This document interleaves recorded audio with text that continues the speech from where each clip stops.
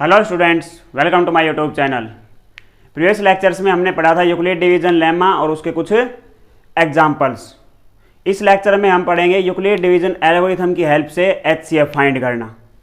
यहाँ दो words use हो रहे हैं, एक हो रहा है लेमा और दूसरा एल्गोरिथम। पहले इनको समझते हैं, दोनों वर्ड्स को, इनका मतलब क्या है। लेमा एंड सेकेंड है एल्गोरिथम।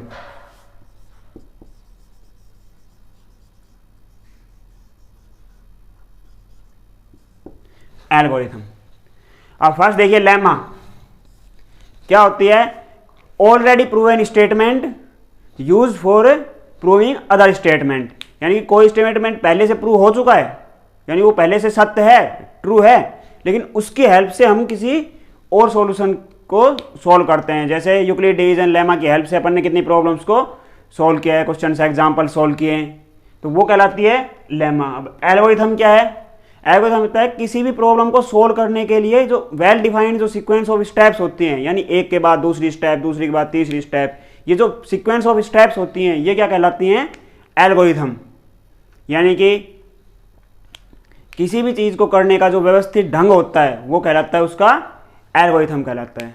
अब एल्गोरिथम, यूक्लिड डिवीजन एल्गोरिथम क्या है, इसमें यूक्लिड डिवीजन में लेमा होगी, लेकिन वो स्टेप बाय स्टेप यूज करके अपन उससे क्या फाइंड करेंगे, एचसीएफ फाइंड करेंगे। तो एचसीएफ फाइंड करने के लिए क्या क्या प्रोसेस है, यानी क्या क्या स्टेप्स हैं, वो देखिए। अगर हम ए और बी कोई दो नंबर्स हैं जिसमें से ए बड़ा है बी छोटा है, उसका एचसीएफ फाइंड करेंगे तो apply Euclid division lemma on a and b. A और बी पर यूक्लिड डिवीजन लेमा अप्लाई करेंगे। क्या होती है Euclid division lemma, A is equal to B Q plus R. A dividend होता है, बी डिवाइजर होता है, बी का ए में डिवाइड करेंगे, क्यू क्यूसेंट आ गया प्लस रिमाइंडर आर आ गया। अब सेकंड स्टेप क्या है, अगर इसी स्टेप में आर इज इक्वल 0 आ जाता है, यानी रिमाइंडर 0 आ जाता है, तो यहीं अपने को एचसीएफ मिल जाएगा। वो क्या होगा, बी, यानी इसी स्टेप का डिवाइजर जो होगा वो एचसीएफ होगा। लेकिन जरूरी नहीं है फर्स्ट स्टेप में ही रिमाइंडर 0 आ जाए। अगर रिमाइंडर 0 नहीं आता है, R is not equal to 0, then we again apply Euclid division lemma. Again Euclid division lemma apply करेंगे, लेकिन करेंगे किस पे, क्योंकि ए और बी पर तो अपन कर चुके हैं पहले से ही। तो नेक्स्ट किस पे करेंगे, बी और आर पे, यानी जो लास्ट स्टेप का जो डिवाइजर था नेक्स्ट स्टेप का डिविडेंट बन जाएगा, और लास्ट स्टेप में जो रिमाइंडर आया था वो नेक्स्ट स्टेप का डिवाइजर बन जाएगा। यही प्रोसेस करेंगे सेम आगे। कब तक करते रहेंगे, जब तक कि आर इज इक्वल 0 ना आ जाए। जिस स्टेप पे आर इज इक्वल 0 आएगा उस स्टेप का डिवाइजर उसका क्या कहलाएगा, एचसीएफ कहलाएगा। ये तो था जो अपनी किताबों में लिखा हुआ है वो। अब समझने के लिए देखिए,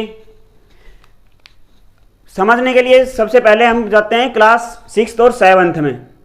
6th और 7th में हमने एचसीएफ फाइंड करना पढ़ाया अच्छे से खूब, और सर या मैम जिसने पढ़ाया हुआ दो तरीके बताए होंगे। पहला प्राइम फैक्टराइजेशन मेथड, यानी कि वैल्यू जैसे कोई भी दो वैल्यू आई, मान लिया 12 और 20 का, अपने को क्या फाइंड करना है, एचसीएफ। एचसीएफ का मतलब सभी को पता है, ये बताने की जरूरत नहीं है। हाईएस्ट कॉमन फैक्टर,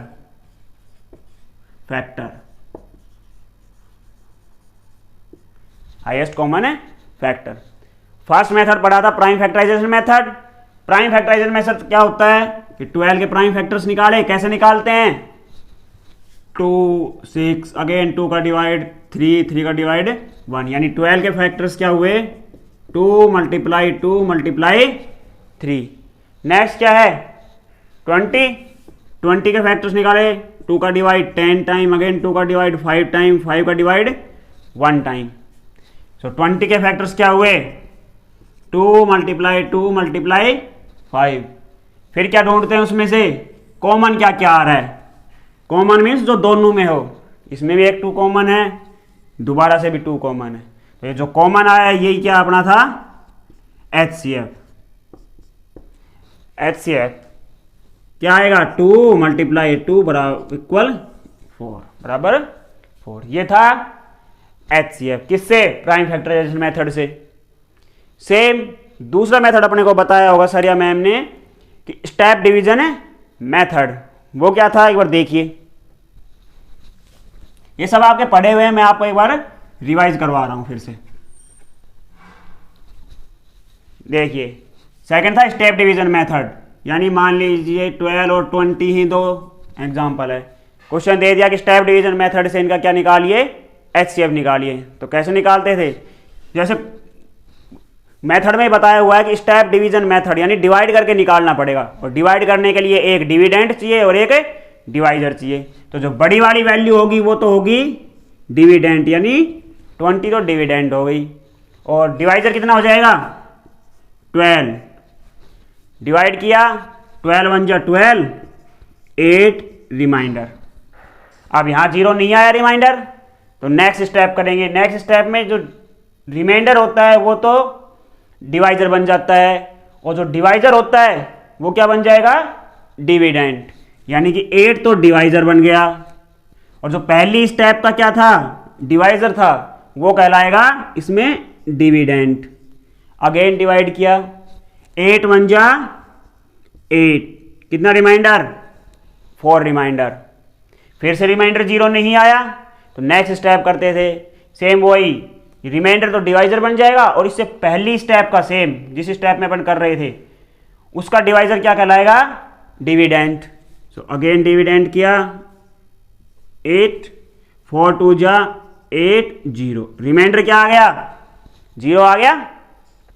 अब अगर रिमाइंडर 0 आ गया इस स्टेप में, तो जो इसी स्टेप का डिवाइजर है यानी 4 है वो क्या कहलाएगा इसका एचसीएफ।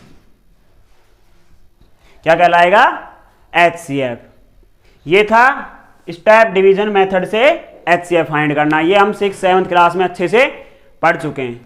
अब जिसने भी ये आता है, जिसको भी ये मेथड आता है, वो यूक्लिड डिवीजन एल्गोरिथम से एचसीएफ फाइंड कर सकता है, क्योंकि इसी मेथड को हम किस फॉर्म में लिखेंगे यूक्लिड डिवीजन लेमा की फॉर्म में स्टेप बाय स्टेप लिखेंगे, और वो क्या हो जाएगा यूक्लिड डिवीजन एल्गोरिथम से एचसीएफ फाइंड करना। लिखेंगे कैसे, लिखने का तरीका देखिए, क्योंकि टीचर्स हमेशा हमारे लिखने के तरीके के ऊपर नंबर देता है एग्जाम्स में।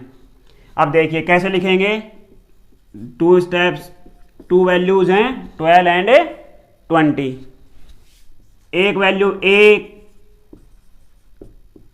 इज इक्वल 20 माना, इसमें से मान लीजिए b इज इक्वल हो गया 12। अब first step using Euclid division lemma, क्या यूज किया यूक्लिड डिवीजन लेमा, जो क्या थी a is equal to B Q plus R where और ऑलवेज भी ग्रेटर देन और equal 0 and less than b। ये स्टेप्स थी। नेक्स्ट स्टेप क्या होगी, a की जगह वैल्यू रखी 20, b की जगह वैल्यू रखी 12 का इसमें डिवाइड किया कितने टाइम गया 1, क्यूसेंट कितने टाइम गया 1 टाइम, क्यूसेंट 1 प्लस रिमाइंडर कितना बचा 8। रिमाइंडर 0 नहीं आया, यहां लिखेंगे here r is not equal 0, remainder not equal 0। So same next step क्या थी, जब रिमाइंडर 0 नहीं है, then we again apply Euclid division lemma on b and r। तो यहां b और r क्या होगा, b तो 12 और r क्या होगा 8। तो ये स्टेप लिखेंगे, then we again apply this step, again apply Euclid division lemma, Euclid division lemma on, किस पे अप्लाई करेंगे 12 एंड 8, 12 एंड 8 पर सेम लिखेंगे। अब डिविडेंड की जगह 12 आ जाएगा, डिवाइजर की जगह 8 आ जाएगा, मल्टीप्लाई 8 का डिवाइड करेंगे, सेकंड स्टेप आ गई। देखिए इसमें same dividend step division method की सेकंड स्टेप आ गई, 12 डिविडेंड हो गया, 8 डिवाइजर हो गया, 1 क्यूसेंट हो गया, प्लस रिमाइंडर कितना हो गया 4। अभी भी रिमाइंडर जीरो नहीं है, so here R is not equal zero, then we again apply Euclid division lemma on किसके ऊपर अप्लाई करेंगे अब 8 एंड 4 के ऊपर। सो सेम ये लिखेंगे here R not equal to zero, so then we again apply Euclid division lemma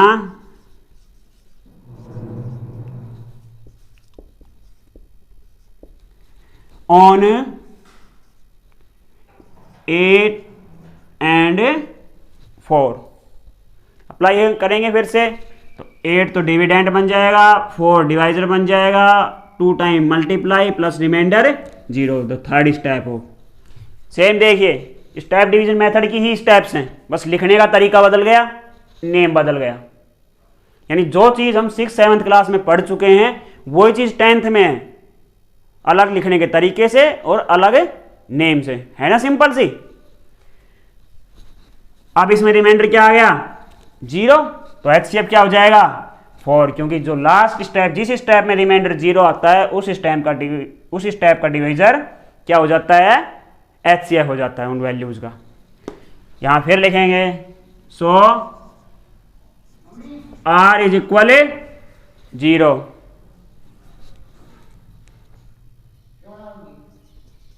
then HCF of 12 and 20 is equal में 4। आया समझ में? ये स्टेप डिवीजन मेथड था, इसी को अलग तरीके से लिखा तो क्या हो गया उसका यूक्लिड डिवीजन लेमा से या यूक्लिड डिवीजन एल्गोरिथम से HCF फाइंड हो गया। एक और एग्जांपल लेते हैं इसका अच्छे से समझने के लिए, दोबारा से स्टेप्स क्लियर हो जाएंगी फिर से। हाँ ये ध्यान रखना स्टेप्स को इसी तरीके से लिखना है एग्जाम्स में, कट मत करना। अब ये लिख दिया फिर डायरेक्ट ये लिख दिया फिर डायरेक्ट ये लिख दिया स्टेप्स। अब यहाँ रिमाइंडर 0 नहीं आया तो दोबारा से यूक्लिड डिवीजन लेमा यूज की, फिर स्टेप्स इसमें 0 नहीं आया तो फिर यूक्लिड डिवीजन लेमा यूज की। तो अब नेक्स्ट एग्जांपल देखिए एक और। नेक्स्ट एग्जांपल है find HCF of 48 and 105 by Euclid division algorithm.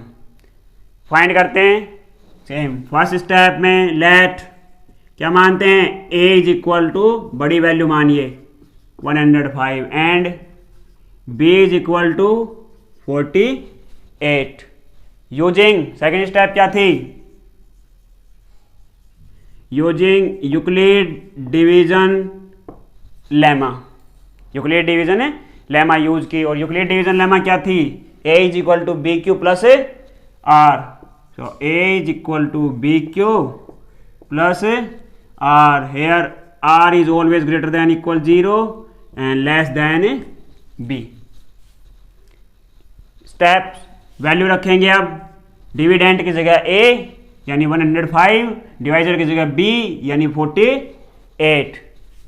105 48 कितने टाइम्स आएगा 48 2 जा 96 मल्टीप्लाई बाई 2, 96 इसमें सब्ट्रैक्ट होंगे, रिमाइंडर कितना बचेगा 9। ये कैलकुलेशन आपको माइंड में करनी है, और अगर रफ में करना चाहो तो रफ में करके इसको सोल्व यहाँ लिखना इसी स्टेप्स में, यहाँ डिवाइड करके नहीं दिखाना है एग्जामिनर को। सेम अब यहाँ रिमाइंडर 0 आया नहीं, कितना आया है 9। Then here R not equal to 0, so we again apply Euclid division lemma on 48 and 9. So we again apply Euclid division lemma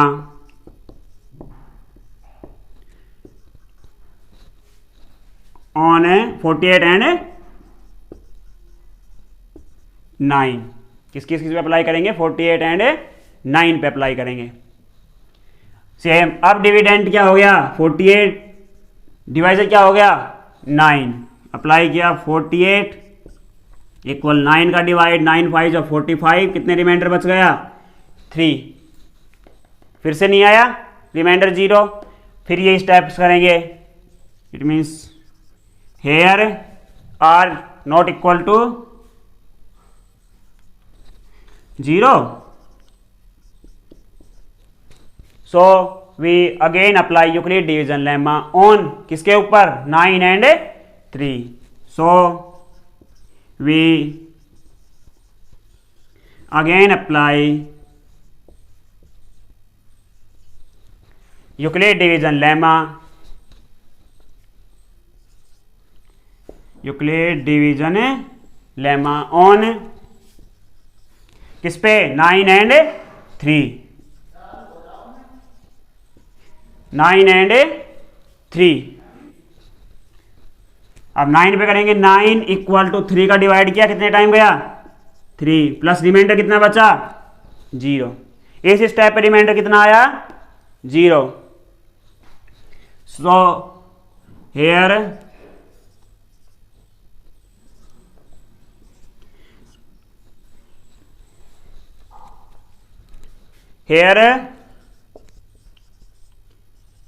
R is equal 0, so HCF of 48 and 105 is equal 3, क्योंकि इसी step का divisor जो होगा वो क्या कहलाएगा, उसका HCF कहलाएगा।